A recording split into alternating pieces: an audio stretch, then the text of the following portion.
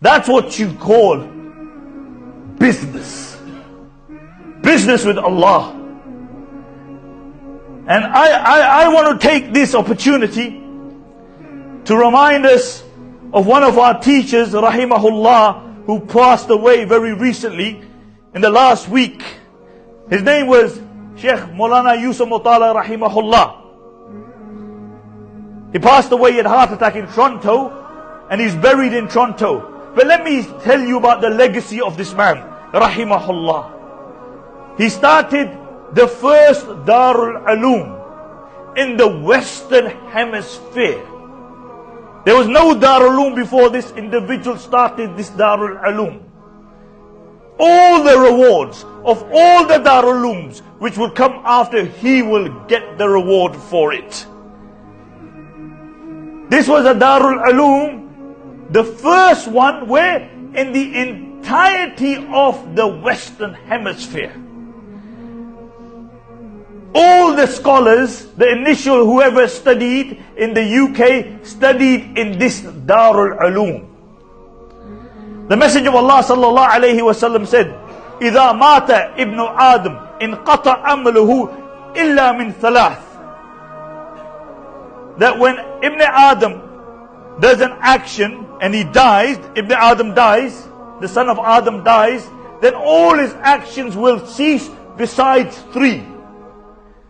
Sadaqatin jariyatin, a sadaqah which carries on, an ever-flowing sadaqah, an ever-living sadaqah. So imagine this, you initiate the first Darul Uloom in the entirety of the Western Hemisphere.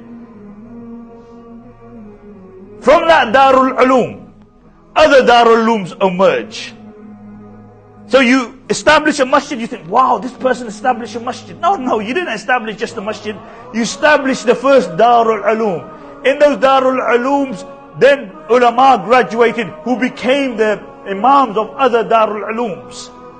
I remember once whilst I was studying there, and I was looking around one evening, and the lights were on in the masjid.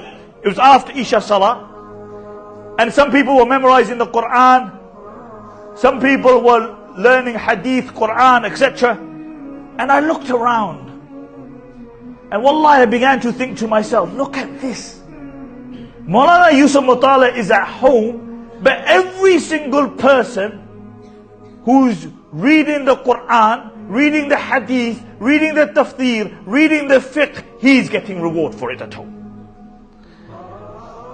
You know how old I was? I was 17 years old at that time. Decades later, subhanallah, not one Darul Uloom. You have Blackburn Darul Uloom, you have Kidderminster Darul Uloom, you have Bradford Darul Uloom. Not only that, many of the largest Darul Ulooms in the UK, Maulana Salim Durrag, Mufti Abdul Samad, Mufti Saiful Islam, many in Birmingham, Habib Trust, Darul Ilm, all are graduates of Darul Uloom Bury. Sadaqah Jariyah that lives on. Madrasas in Portugal, madrasas in America, madrasas in Canada, all started from Darul Uloom Bury. That's what you call leaving a legacy behind. Sadaqatin Jariyatin. And you know, people see these Darul Ulooms and they think, wow. And they see Maulana Yusuf Motala, and they see people around him, and they think, wow. But you only see the end of their life.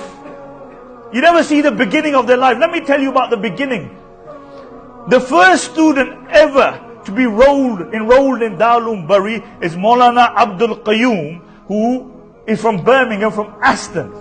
He's a teacher in a Suffah. So the first student to ever be enrolled in a Darul Uloom in the Western Hemisphere is Maulana Abdul Qayyum. His name is first in the register. Maulana, many times he told me this story. He said, when I came to Darul Uloom Bury, first day, and for those who have seen Darul Uloom Bury, it was an old TB hospital. He said, I came and there was nobody in the entire building. He said, I was looking for Hazrat, and I found him in a room all by himself, sitting in front of the heater like this. This is where the beginnings were. He tells us stories where when they would break down walls, Mawlana Yusuf Motala rahimahullah would break down walls with them. For 3 years, Mawlana Abdul Qayyum shared the same room with Mawlana Yusuf Motala sahab. He says that Hazrat was always very concerned about the madrasa. Why? You can imagine. It's the first madrasa. They don't have many students. First year, there were 8 students.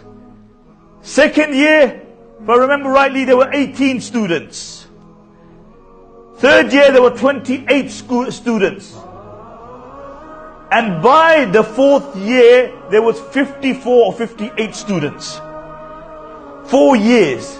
And you had the entire madrasa. And individuals, renowned individuals came to Mawlana Yusuf Motala and they said to him, look, how are you going to fill this Darul Uloom? Nobody's going to come to the Darul Uloom. If you see the Darul Uloom, it's in the hills, tucked away. So how are you going to fill this Darul Uloom up? They said, sell it to us, we'll fill it up.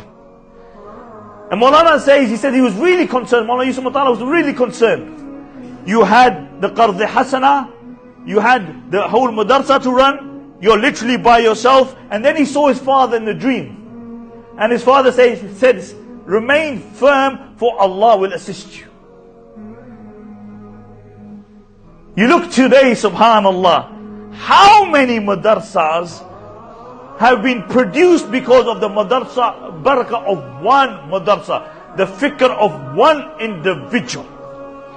That's what you call sadaqatun jariyah. That's what you call sadaqatun jariyah. The second thing, the Messenger of Allah said, ilmin yuntafa bihi. The second thing after a person dies which lives on is knowledge which other people benefit from. Knowledge which other people benefit from. Mawlana Yusuf Motala rahimahullah didn't only disseminate knowledge, he created people who were the disseminators of knowledge. In every other masjid up and down the country, you have graduates of Darul Bari or subsidiaries of Darul Bari. Imam Suffah says that you should write books because books live for a very, very long time. And people benefit from those books. But when you create scholars who, I honestly believe this, the barakah of Mawlana Yusuf Motala will live for centuries in the Western Hemisphere. Because those scholars will teach other scholars. Thousands have graduated from those Darul Ulooms to go and teach hundreds and thousands of others. Imagine hundreds and thousands of others. Every time a child reads Alif Ba Ta Tha, he's in his grave, he gets a reward. Every time somebody memorizes the Quran from one of his teachers, he gets a reward. Every time somebody reads a Bukhari, he gets a reward. Every time some of the students give the Jummah khutbah, he rahimahullah gets the reward. And the third thing, the Prophet ﷺ said, when you die, you leave behind you, and it lived on, a pious child who makes dua for the parents. And I'm optimistic that his children are very pious. They're alims, alimas, and they will make dua for him. The Prophet ﷺ said, on the day of judgment, a man will come and he will stand in front of Allah subhanahu wa ta'ala, and he will have actions like mountains. And he will say to Allah, I didn't do these actions. Where did these actions come from? He will say, it was your children. It was your children who made dua for you. And this is the outcome of their duas. So may Allah give us pious children. I know this is not a literal interpretation of the narration, but in the Islamic tradition, they say, your teacher is your spiritual father, or your majazi father, or your metaphorical father, because you'll benefit from a teacher. In all honesty, we all who have studied in Darul Bari, who have graduated in Darul Bari, regard ourselves as the progeny of Mawlana Yusuf Motala rahimahullah. And we make dua that Allah subhanahu wa ta'ala make his grave a rawdatun min riyadil jannah, a garden from the gardens of Jannah.